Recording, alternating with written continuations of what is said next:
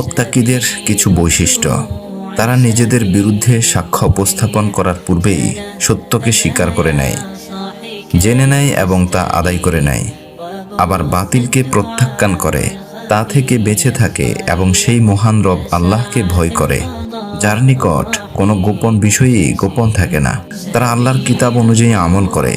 কিতাব যা কিছুকে হারাম করেছে তাকে হারাম বলে এবং যা হালাল করেছে তাকে হালাল বলে। তারা আমানতের খেয়ানত করে না, পিতামাতার অবাধ্যতা করে না, আত্মীয়তার সম্পর্ক ছিন্ন করে না, প্রতিবেশীকে কষ্ট দেয় না, স্বীয় মুসলিম ভাইদের মারধর করে না। যারা তাদের সাথে সম্পর্ক ছিন্ন করে তারা তাদের সাথে সম্পর্ক জুড়ে রাখে। যারা তাদের বঞ্চিত করে তারা তাদের দান করে। যারা তাদের প্রতি জুলুম করে তারা তাদের ক্ষমা করে দেয়। তাদের থেকে সর্বদা কল্যাণের প্রত্যাশা করা হয়। তাদের তরফ থেকে কোনো প্রকার অকল্যাণ আসবে না, এই ব্যাপারে নিশ্চিত থাকা যায়।